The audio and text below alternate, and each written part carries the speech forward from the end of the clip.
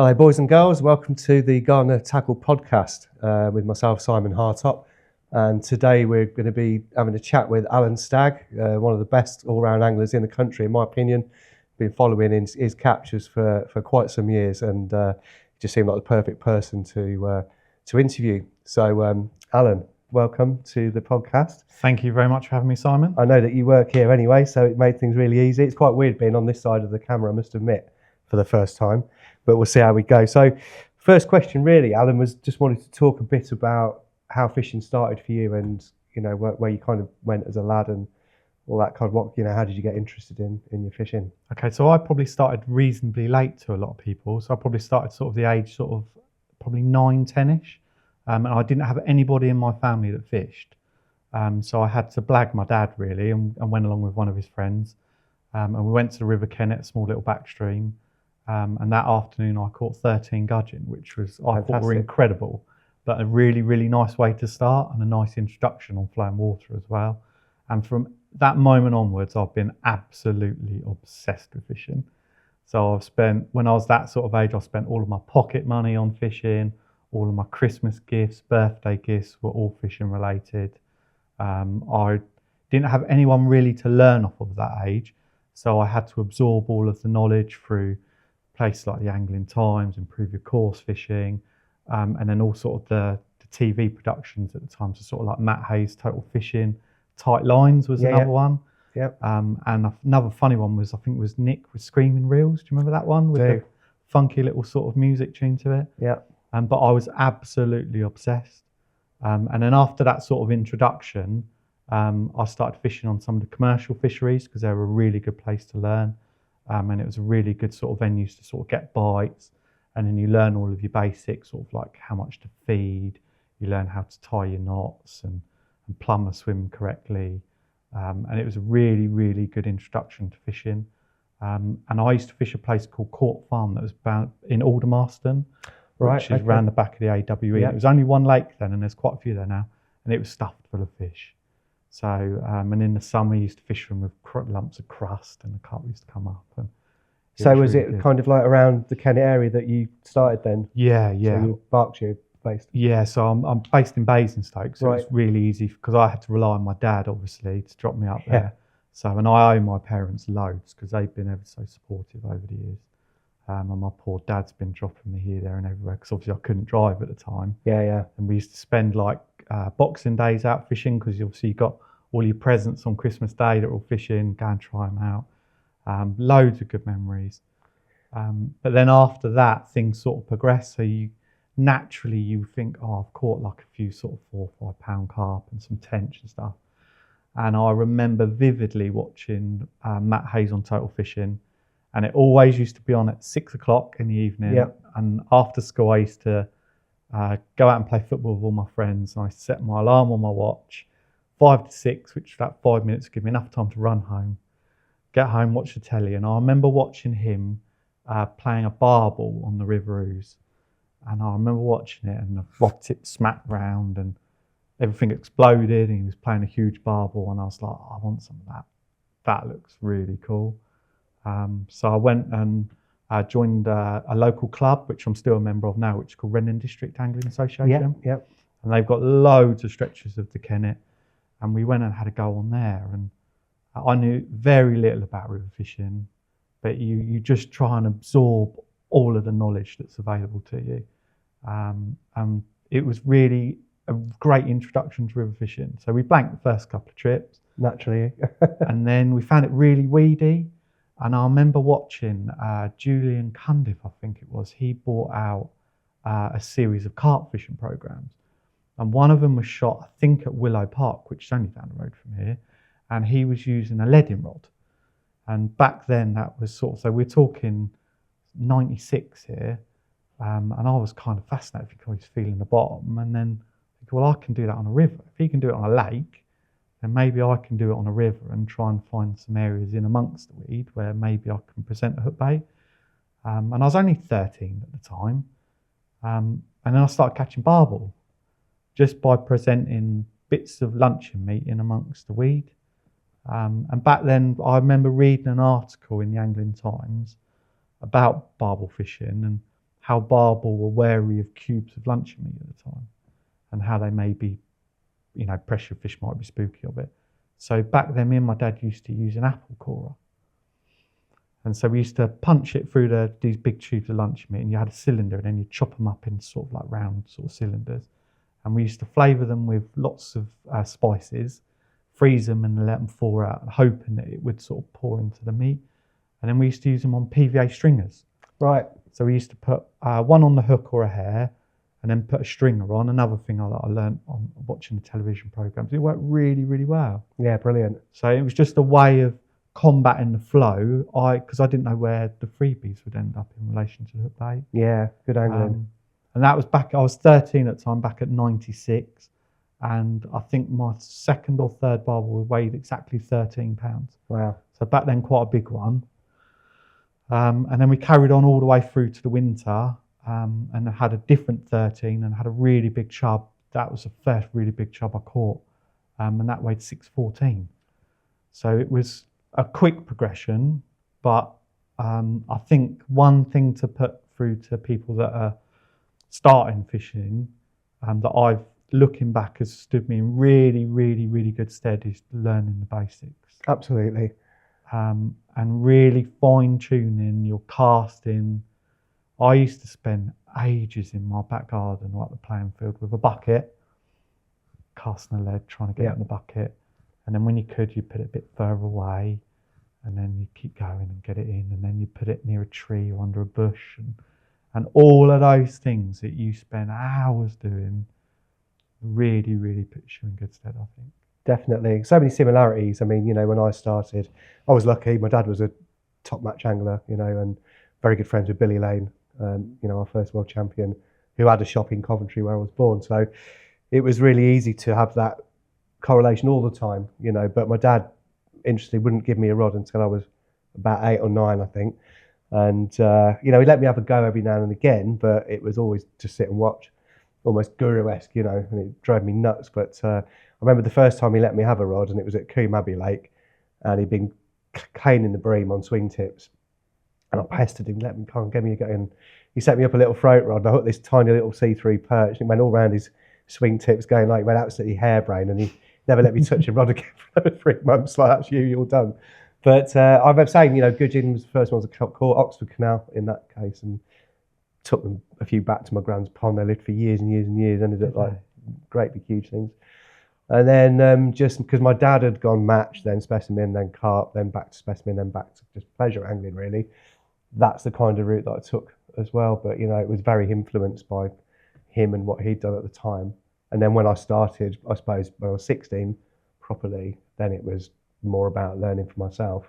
But I do remember the first time I went overnight and he said, "Where's your sleeping bags?" And I said, "Oh, I'll be all right, I'll be fine." And I absolutely, and he knew it, I froze. He came back the next day and I was done up to the neck in a carp sack, because all I had. And he just threw some sleeping bags at me. You won't do that again, will you? Brilliant lesson. Yeah. But it's very interesting to hear how you went, because to do it all off your own back like that as well. It's phenomenal. It's really. I think it's a really good thing as well that you learn all of those basics, but different disciplines of angling. So you learn how to shot flow. Yeah. You learn how to trot or to feed a fish, or swing tips were amazing. I remember getting the first bites on it. Yeah. And it's incredible. It is. But it stands you in such good stead for if you do want to progress, and you almost take all of that experience and learn what you've learned for granted in later years. You do. Just accurate casting to a clip. So your feeder lays out nicely, or your lead. So you're not springing it back. It all lays out nice. And if you can do that, if you're on a busy lake, I think, and you've got people either side of you, and you can feed and you can cast and do those simple, basic things better than other people on that lake or that venue, it stands you in ever such good stead. Absolutely. I've got a little fishing club at school at the moment, and they've come on bundles in the last couple of months, just made some giant hooks out of copper wire, taught them how to do Palomar knots, and knotless knots and all that kind of thing. So it's gone from them, because we've got a pool on site, fortunately, too, full of wild carp. Brilliant. You have to come and have a look. And, it's gone from sir, every 5 minutes to they're just getting on with it, and they're catching it. It's brilliant. But next question, sorry, I'm going to refer to my little list. So we've talked a little bit about the logical progression, of going on to bigger fish. Do you think that that modern rigs are better than old-fashioned rigs, or is there a modicum of a combination, or they merge together at any point at all? I mean, I do think that basic works well in certain situations. I mean, going back to the luncheon meat or the spam, I use quite a lot because of the salt in it for barbel. I do believe that because they see a lot of boilies and a lot of pellet, that those can actually outfish those in certain situations, especially if you do it really blatantly. So I'd use, sort of 40 by 20 mil cubes, like massive bits. I remember going to the Colne once and a friend of mine came down and he was using 6 mil pellet. I was using these great big bits of meat. And he just laughed at me, so what are you doing? I said, well, come and fish next to me. And we put our baits a foot apart. And I had 2 9s. He never had a twitch, so it was a real proof that in those kind of situations where those fish were just seeing one kind of bait, it worked great, so. I think it's really interesting sort of how things have all progressed. If we use like chub for an example, like you see a lot of videos in the press link ledgers and stuff like that, which are, work really, really well. But if you're fishing venues with a low stock fish and you may get one bite in an evening or a night, you don't really want to miss that bite, or I certainly don't. If you're fishing for really big fish. So those traditional tactics, I think, for traditional venues or where you're likely to get action are fantastic and a really, really good way to learn as well. And they're exciting as well. But when you move on to sort of maybe stretches of the Thames that haven't got many fish in, if we use that for an example, sort of link ledgering, if it's freezing cold or you're not likely to get many bites, aren't an ideal sort of tactic. So then I would move over to the sort of the more, what I would describe as like a modern approach. So you might use 12-pound line because you might be, there could be big barbel or big carp in the stretch. But then you'd be also looking at like an inline lead, short fluorocarbon or braided hook link, and a really sharp sort of wide gape hook and boilies. Yeah. And that's proved absolutely devastating in the last sort of few years for people that have known about that tactic, because it changes all of those little rattles and stuff into pretty much whizzers, and when you set them up right with the fluoro or the braid and you straighten it all out and thread like a little PVA bag down and pull the hook up into it, you've got such a good technique, especially if you clip up sort of mid-river or where you want to fish, and you clip up with bags and make sure that they melt. So everything is smack on, and you've got a couple of rigs out there and conceal your line. As long as your hook's sharp, and we're going back to basics again, it's those sharp hooks and stuff like that, it nails them. And they're all there kind of thing. You get the odd one that's like up here, but they're nailed and they don't often fall off. But it just allows you to fish for those big fish in those conditions really, really effectively. And then you have the bonus of the big barbel and the big chub. I mean, I remember years ago, it's a great point. I was on the Loddon with a good friend of mine, Stuart Linton, and I was chub fishing. I was missing a lot of bites. He was barbel fishing, and I went down to a hair rig 10 mil cork ball, size 10 short shank hook. I think it was an ESP one at the time. Just criticaled everything, and I started catching them. I'd not had a 6 pound chub at that time. I think there's a lot to be said. You can only catch what's in front of you, right? Absolutely. So a lot of the rivers I fished, particularly the Colne, didn't really have fish like that in those days. I mean, a 4 pounder was still a good fish as it was in the Midlands. 5 pounder was a really good fish. So, and Stuart had a 6, I think it was, I might be wrong here, it was over 6 pound anyway, it was a big 6. And I just couldn't believe it, on a bolt rig, 12 pound line, and a boilie, and I was just kind of pulling my hair out, Then a few years later, another good friend of mine, Tim Hughes, fantastic angler, was carp fishing on the Thames. He'd seen me having a few and he kind of turned up in the area and we got talking, became very good friends. I'm fishing with 6 pound Maxima, again, the same sort of chub tackle that I was using on the Loddon, and struggling, to be honest, and he was catching carp, but he was also catching a lot of chub, and he had a 7 pounder on 15 pound line, leg core leaders, and I'm just like, what is going on? So I think you do have to accept that those things work, and you have to readjust ethically, don't you, to what you're actually doing, otherwise you're just not going to catch them. Yeah. So but it's a really tough thing for an older angler to get their head around when you've done all that kind of little fine quiver tips and all the rest of it. So do you still fish like that at all, or is it all strictly down that kind of route? It's all dictated by the venues. Right. So if I was fishing, say, like on an intimate bit of the Loddon, and I could get away with a cage feeder when the conditions allowed, the clear water, the big lump of flake, fantastic.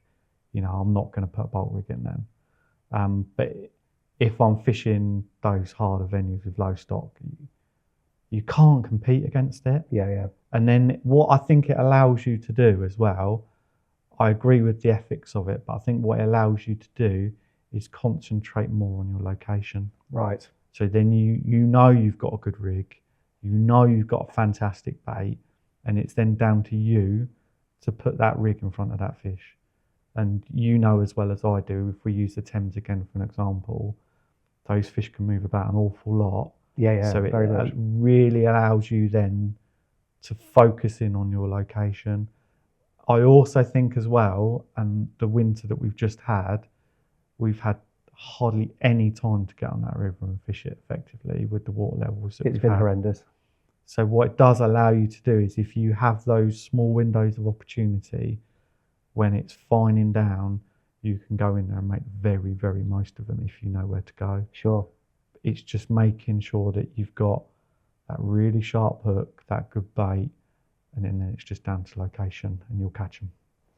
Yeah, that's brilliant. Did you ever?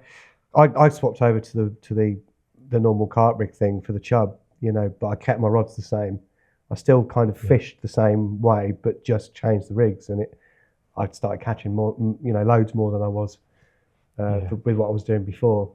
Just kind of made it work. Where in my head I wasn't catching them on 3 pound test carp rods. I still got my, the balanced tackle, but just with a rig change, which is pretty much it. And I think you've hit the nail on the head there with those words, balanced tackle, because if you've got an Avon rod with 12 pound mainline, for example, you've got that nice, lovely action on your rod that's playing. It will bend, it will cope with pretty much everything to a degree, but it still makes it pleasurable. You still got that bend rather than just winching them in. And it's super, super effective. The trend has gone, hasn't it, to heavier and heavier lines, stiffer and stiffer rods. I think that whole notion of balanced tackle is being forgotten, which is a real shame. I took some kids fishing on the Thames a few years ago, pike fishing. One of them had a couple of pike up to about 12 pounds. Oh, what was that rod we were using? It was amazing, and it was just a John Wilson Avon quiver with 6 pound line, and that's what you can get away with if you do it right, But that trend to go heavier is that's kind of set into kids' minds these days, isn't it? Yeah, and you can see it even from here where we work. Like when I started here sort of 17 years ago, it was all about sort of size 8 and 10 hooks. And now it's 4s, isn't it? Pop-ups with size 4s. Yeah. And when you think about that from a presentation point of view, when you learn like we have, you've learned all the basics and sort of progressed through, and you've learned all of the different styles of fishing. When you look at you're presenting, they're quite heavy rigs, aren't they, with all the metal on them? Oh yeah, without a doubt, yeah. And that sort of baffles me a little bit, because you're sort of, especially if you're maggot fishing on a carp lake and a lot of people are using these rigs with a lot of metal on them, and you're presenting maggots on, say, like an 8 on a pin, and it sits beautifully and it's balanced, you can see why tench anglers in the spring catch an awful lot of carp, and often the ones that have only come out once or twice in comparison to these carp anglers, because they're much cuter rigs. Yeah. But they're still very, very effective. I remember Martin Bowler the same on sheepwalk, catching lots of carp tench fishing for that pure reason. Yeah. It's obvious, isn't it, really? And yet, you still, if you look at anything to do with floater fishing, that seems to be the only tactic that keeps that balance, because they still use 10 pound line or 8 pound zigs and all the rest of it, small hooks. And the only difference is because you can see what's going on, and that if you put anything out heavier than that, you're not getting a take. No. So what's the difference? It's baffling. Brilliant example. But I think going back to the sort of Martin Bowler and tench fishing, if you can get those carp in the right situation where you haven't got lots of silverfish, and you can get them picking up those little bits, Yeah. maggots, casters, you're almost half the way there, aren't you? 100%. Let's have a look here. Sorry about this. Should have printed it out. So we've talked about that. So this is quite a big one, and it is for me. How do you deal with angling pressure? Do you kind of just accept that where you fish, or some of the places you fish, like for the big roach, for instance, on the Avon, say, for instance, do you just accept that there's going to be people there queuing up for spots and all that kind of thing? Yeah. Now, how do you deal with that? Get there earlier. Want it more than everyone else. Right, okay. I think it's a simple thing. If you, in anything in life, that if you want it more than the rest of them, you're putting yourself in that pole position. And I think that if you keep putting yourself in that pole position, you stand a chance in making it happen. And I think on those venues, Hampshire Haven being a prime example, that road stretch is incredible, but it's very, very busy. And you have to make sure that you know where you need to be in certain conditions. You know how to catch those roach. So you have to keep putting yourself in those prime plots. And if you keep doing that and fishing them well, then you stand a chance. But I think you just want it more, and just fish better than everyone else. And if it means that you've got to get up at 1 o'clock in the morning and drive there, or you've got to be first on the gate every single time, then do it. Yeah. Chew was a prime example. My last winter I did on Chew, straight after the second lockdown, was a prime example. I had loads of holiday to burn. Thought, right, I'd love to go and have one real good go on there. Did a lot of days, and every single time apart from the first day, I was first on that gate. And I made sure whether I was on the boats or on the bank, first on that gate. Because then you've got prime slot of swims, or you're the first day in the boats and you can get where you need to go. And it's ever so important. Yeah. But you've got to separate yourself from everybody else. Whatever you need to do, you've got to make sure your tackle is absolutely prime for when you turn up. Everything's really well prepared. You've got the best maggots from the best shop. You know they look after it. Everything's got to be brilliant. And you just got to keep pumping at it. But then I think also on pressure venues, you've got to look for the holes. So if you're fishing maybe a carp lake and everyone's sat on their swims and they're campaigning out of these swims on a big lake, there's going to be holes there that you can work around. And if you can get things going or do things differently to what they're doing, it can sometimes really, really pay off. Yeah, brilliant advice. I mean, I've always wanted to fish the Frome, but I've always been frightened that when I get there, I won't be able to get a spot, because there's so few of them, right? I mean, you probably fished that, right? I've not fished a Frome yet. No, Right. I did fish the Frome for the big roach. Yeah, that's it, yeah.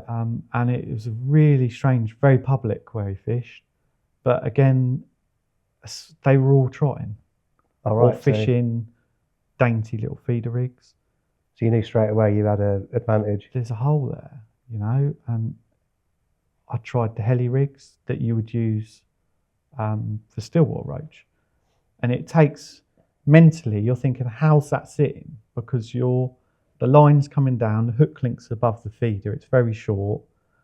You know if they pick it up, it's going to nail them. But in your head, you think that's not sitting right. But I tried it and it worked really, really well. And I had a 3-pounder, I think it was on my third trip. Amazing. But I used it again on the Avon since, and it's worked really, really well. You can fish those inlines, and sort of the elasticated feed and fish real short link off the back of it, and they work exceptionally well. But if you've got to fish upstream or slightly across, those helis are dangerous. Because if you can set them up with a hook link as long as your little finger, you've got a sharp 16 on, a couple of white maggots and a feeder. I think that one of the main advantages of that rig over something like trotting is, one, that your feed is where you want it on the bottom, but you're keeping your hook bait in that kill zone for a longer period of time. So when you're trotting, it's just going through, and there's always that bit in the swim, isn't there, where your float goes under.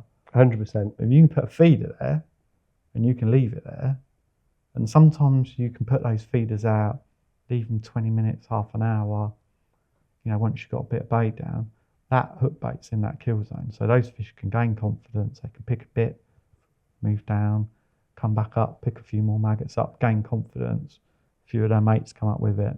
But if you've got tension between your quiver tip, that lead, or your feeder, and you've got a short hook link with a couple of maggots presented really well on a sharp hook, once they pick it up, the bites are outrageous.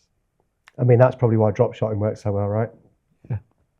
I mean, I caught a lot of big fish perch-wise on the Thames, trotting a float. We used to call it a hot spot, this one particular spot, but it was an eddy, so you'd fish it, like you say, you'd be in that kill zone until you'd fished it out. And ironically, I ran out of that eddy and downstream about 20 yards when I caught my biggest perch there, but it was a fish that had broke off from that spot, and it was 20 yards. I thought it was a chub at first, it was 412 fish, which you've probably seen. But yeah, that's a perfect example. The longer you've got that bait in the spot where it's spots within spots, isn't it? Yeah. On rivers. I mean, it's lovely to catch them on the float, and I can completely understand why people would want to do that. And they look like they're having a fantastic time. But I think when you're fishing, not for a bag of fish, but exactly. for a big fish, if you can do it that way, you stand a far, far better chance. So, Alan, we talked a bit about planning.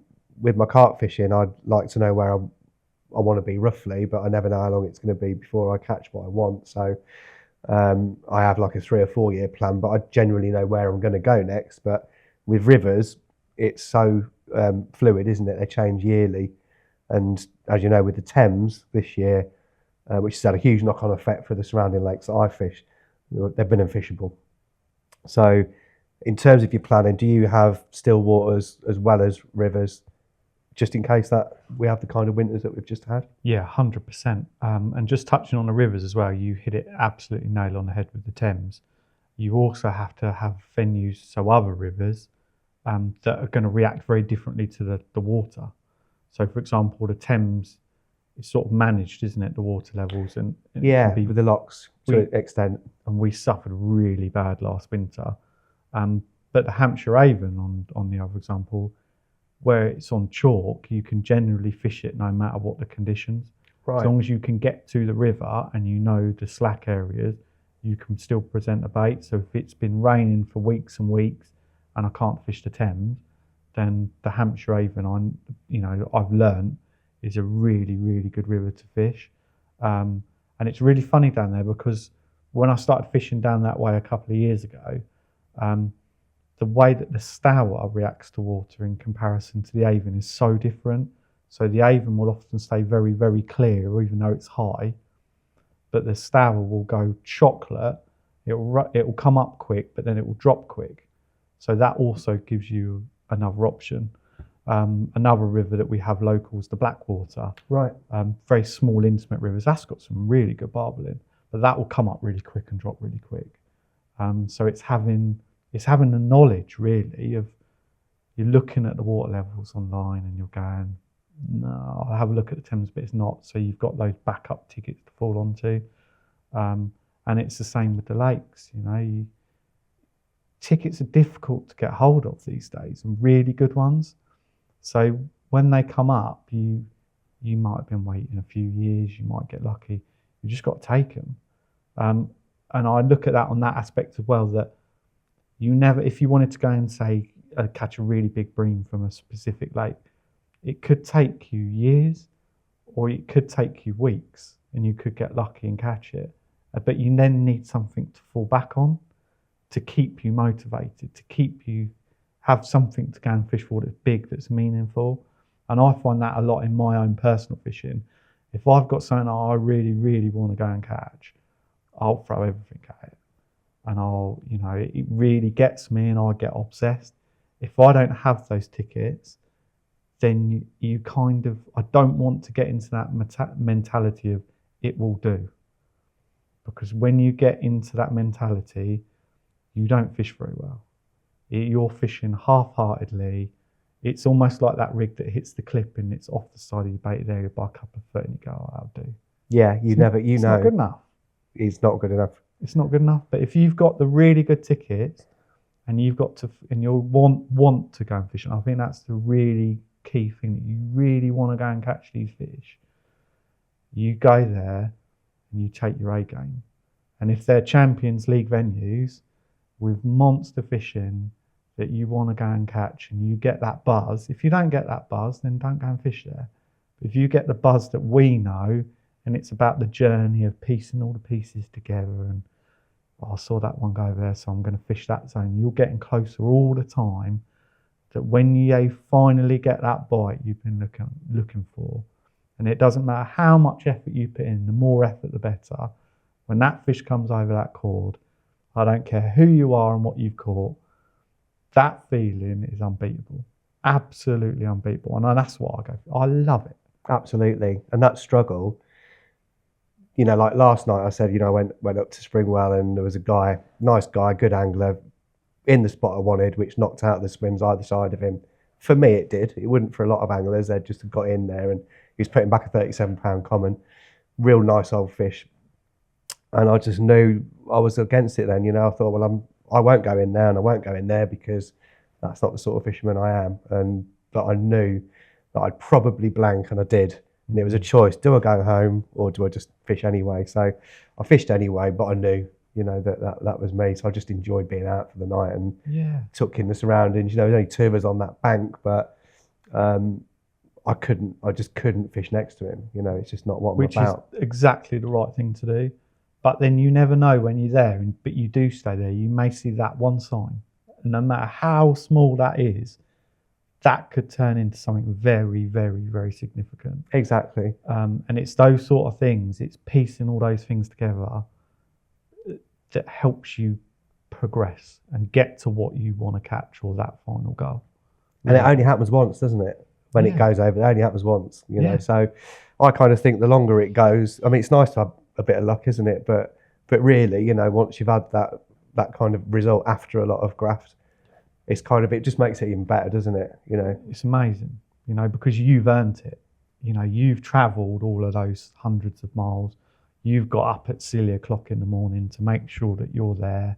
You put yourself in pole position, or you've learnt how to do something or perfect something, or you've noticed something that then has helped you reach that goal, or it could be a combination of factors. But, you know, when you're there and that fish is in that net or that retainer and you're looking at it, it's brilliant, isn't it?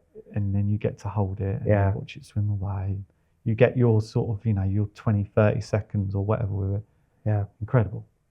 I mean, that lake I've been fishing the last couple of years, knocked out over the spring because of the as we said, the water levels and stuff, and it just knocked my enthusiasm to go completely. You know, I've got my mind set on those. That's what I want, you know, and if I can't be there, I don't want to be anywhere else. So it was a real sort of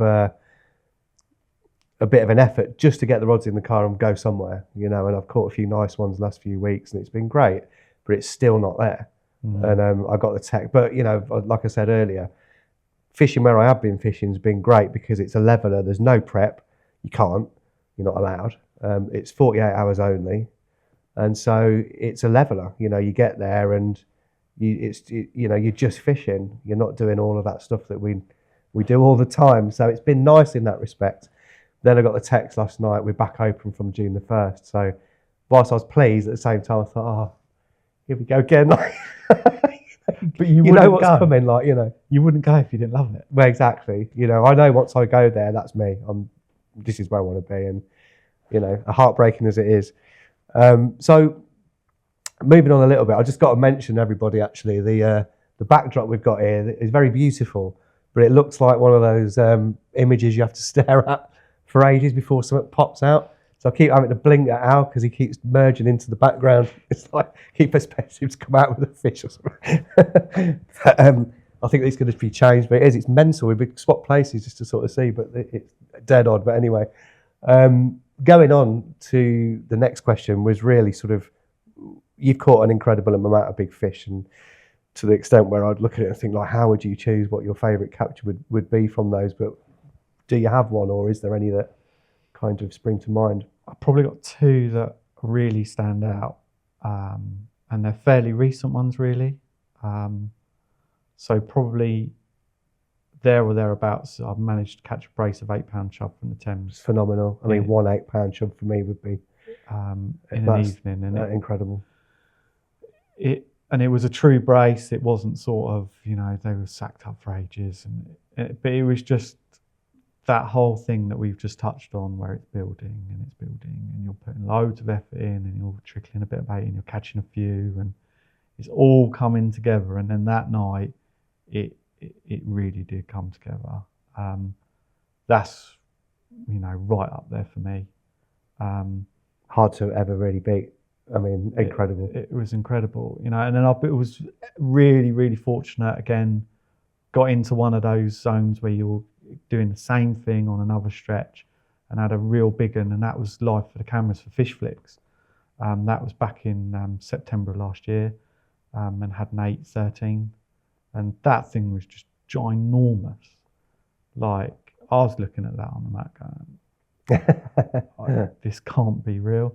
But it was all that build up again. Yeah. I love it. But the perch fishing, that's right up there that I had just this last winter. Yeah, I kept seeing images coming up on social media thinking, well, another one, you know. And it wasn't planned. So going back to like the tickets, so I was wanted to fish the Thames but couldn't because of the water level. So I was doing a bit on the Avon. But then the Avon came up so much that I couldn't get my van down the road to get to the stretch because it had gone into the fields, was flying over the road, and it was too deep. It was like bonnet depth. Wow. So you're thinking, well, can't do the Thames, can't do the Avon. So plan C, well, it's got to be a reservoir. Like, I can still get on there unless we get lots of high winds. And I'm still fishing for big fish, which motivates me. So I'd fished this reservoir a couple of times the previous winter and for no results at all, but I knew the perch were there. So I teamed up with my good friend Paul Scowen, and we fished together loads with electronics and predator fishing. So we bounce off each other, and that's really important. And we zone those perch in pretty quick. So when you're talking about electronics, you mean the low ramps fish finders and stuff yeah, like that? So we had like side scan and that, which is pretty standard electronics, and then the live view, which was really critical, and we dialed it in really well. So the more trips we were doing, we were getting much better. We were honing it in, but the perch fishing was absolutely off the scale. Like, I don't think I'll ever experience perch fishing like that. So I caught 4-pound perch because I had one from the Thames off the Thames, my friend Ben. Ben, right, yeah. And that kind of enlightened everything, sort of lit the fire. And then I had 9 off the resi, 9 4s, and I had a brace one morning of 4-13 and 5-1. Amazing. And it literally was dead sticking on the bottom, which is really mentally, you think with a lure that you've got to work it. So mentally how does this work? But it was working, and we got over some big fish, dropped it down, took sort of 15 minutes or so, because they get a little bit wary of the boat. You're putting a shadow over the fish is what you're doing, and had a 5-1, but they feel massive on these little rods, and it's like bringing a sandbag up, and it's up, down, and that popped up, and I was like, whoa. And then I literally rested it in the net, weighed it, rested it in the net for a couple of minutes, looked at the sounder and could see there were fish down there, dropped straight down, and literally it hit the bottom, and then 4-13. But to have those two in a net next to each other as a proper brace. Yeah, it's phenomenal. And they're, as everyone says, they're the biggest fish of them all. I mean, with the dead bait thing, or the bait not moving, is that a competition thing that's going on there, do you think? It could be. So it's a lure that you're using. So it's a plastic, a rubber, but it's just hard on the deck. So I'm not the best lure angler ever, but there's something about it. We caught loads doing it. Amazing. Loads and loads. And it's putting it, you know what we were saying earlier, spot within spot. Yep. Getting that lure in the right place is absolutely critical. If you're a couple of foot off, you can sit there 45 minutes now, you ain't getting a bite. You put it in the right place, 15 minutes bang. But really nice fishing. But it's just, again, looking at what's available, the right time, and sometimes it doesn't work. You go, oh, that was a rubbish decision. But every now and again, you hit those jackpots. Yeah, these moments come along, don't they? I mean, the perch fishing on the Thames 20 years ago, when we were catching 22-pounders, 3/3s in a more, and it was short sessions because of the tide, so you'd get roughly 6 to 8 hours. Well, no, that's not right. You get about 4 hours, that's right, because it'd come in and then it'd go out again. So you'd have an optimum of 4 hours, then you'd have to get out of the river. But it was that balmy. I remember I was in the perch fishers at the time, and you had to report every fish over £2. And I spoke to Steve Burke, and he said, "How many twos have you caught?" And I said, "I genuinely don't know." Because there was that many. I mean, it was hundreds, and he was just sort of incredulous, really, And then it was when Kevin Woodthorpe came up and had a go, and it all started getting a bit more well known. Then it was like Hawaii 5-0, the boats down there some mornings, And then you could see the heart sinking like that, and the blood going out of the face if you were in the spot, But we had the best of it. It was phenomenal. Brought about by John Garden and Phil Thompson at the time, really. And I went down to see them, and they had a 3-pounder and a couple of twos, and I was like, believe it's my doorstep, it's just the best perch fishing. But those times come and go, and probably I know that the Thames is coming back, but different areas, certainly not there. It was full of bait fish at the time. I mean, it was like the Blue Planet. You'd see these big balls, like disco ball sized balls of like little bream, little barbel, bleak, where the perch were just hoarding them into these kill zones. Incredible. But not seen since. But yeah, talking about Ben on the Thames, I saw the video of his 8-pound chub, and he's got his hand over its back. It was just like, geez, I kept meaning to go up there. In fact, I was going to, and then, of course, the rain came again, and that was the end of it, wasn't it? That guy is a serious angler. Yeah. Very, very humble. I had an incredible day with him. Because when I was younger, I always wanted to fish for the big bream on Englefield. Right. And I wasn't old enough to have a night ticket, Reading controlled at the time. And I always remember reading an article from a guy called Steve Shenfield. Yeah. And he came that day, and it was amazing. What he's caught, the big bream. Yeah, that big carp, didn't he? Out of the Thames a few times, yeah. Yeah. So it was lovely to spend a day with Ben on his boat, with Steve talking about Englefield and all of that kind of thing. And he had a PB perch that day, Fantastic. And it was brilliant to see him catch that, and everyone was so chuffed. But it was that one last trot. Ben said, "Go on then, try all the way down, and those floats sink." And there you go. And it's just nice, isn't it, to have those times where you spend that day with like-minded anglers. Yeah. You all enjoy each other's company, and he catches some mega fish off that boat every year. Carp, barbel, perch. It's brilliant, isn't it? Just if you go, you've got to take cake. Yeah, next year, hopefully. I mean, let's get on to our final question, really. I've always, kind of there's certain fish I've always wanted to fish for. I've dabbled, I've dabbled in tench, nothing too serious. Caught some good ones, and some by accident, unfortunately. But eels is something that I've always been interested in. And again, I've never really kind of taken that final step into having a go for them. But I did see an enormous eel a few years ago in an old resi I was fishing. And I'd got there, got a little dinghy. I was fishing off an island, and I got into the dinghy and I looked down. There's a chop coming into me. The light wasn't great, but I could see this fish. And I thought, oh, it's a pike. I haven't seen a pike in here before. And I put it at about 12 pounds. And then I'm looking at it, and it started to swim, and it freaked me out. I thought, no pike swims like that. What is that? Because it was that big. I just didn't realise what it was. And then I realised it was an eel, and it was unbelievable, like a swimming drain pipe. It blew me away. So I've got it in my head, like, that vision will never leave me. It was just ridiculous. So I just wanted to really ask the question, what would be a species that you'd like to target that you haven't perhaps caught a big version of yet?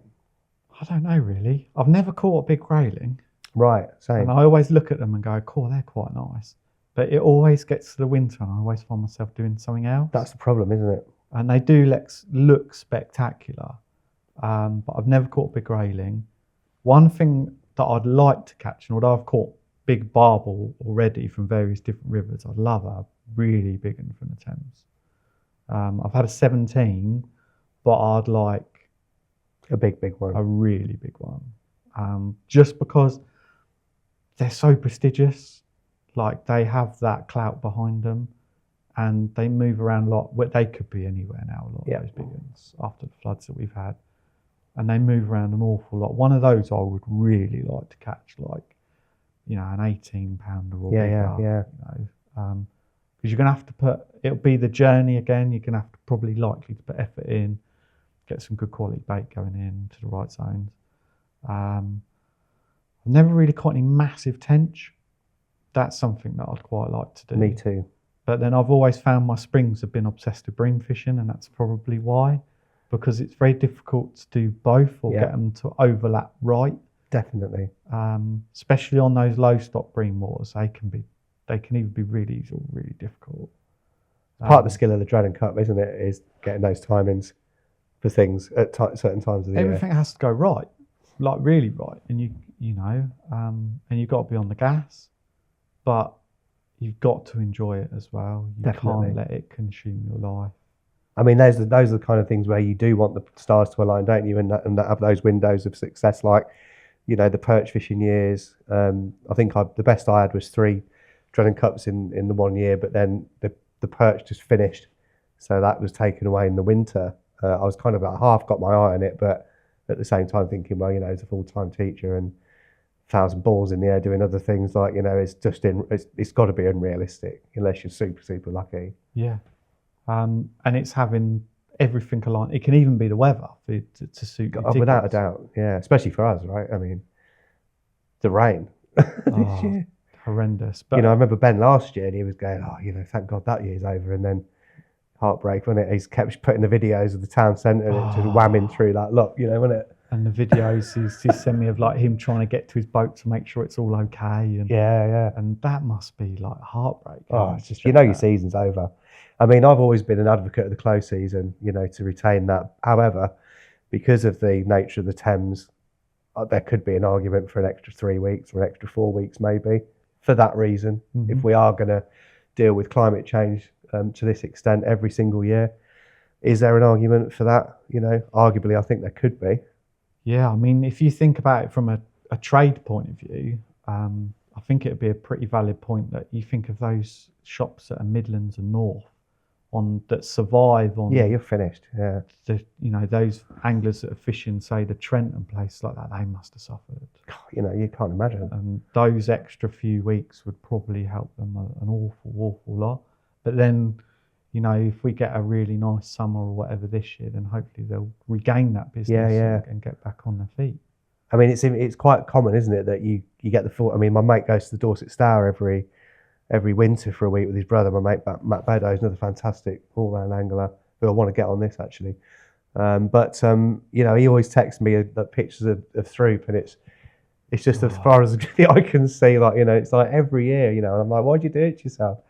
But and then you can guarantee on the 17th or on the 15th of March or the 16th of March, it's 18 degrees and the birds are singing. Like, you're watching the barbel spawning. Yeah. But I think I saw a clip the other day that they were literally, someone put up a beautiful clip of some of those Stours barbel spawning. Right. And it just looks incredible. But yeah, going back to what you asked, I reckon a big Thames barbel's right up there.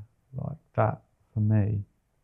Because when you never know, the Thames is a river that's producing lots and lots of big fish, and you never know when it's peaked.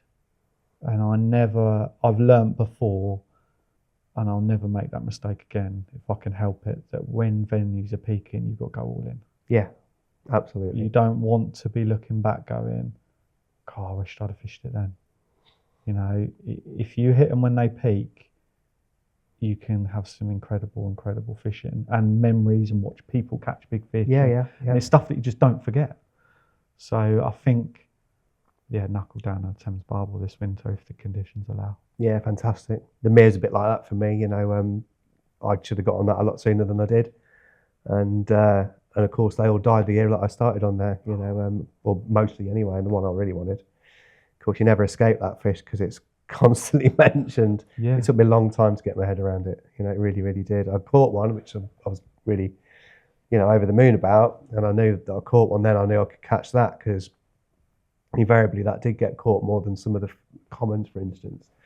So, but yeah, like taken away by nature, you know, and so frustrating. I mean, didn't fish for maybe 2 years.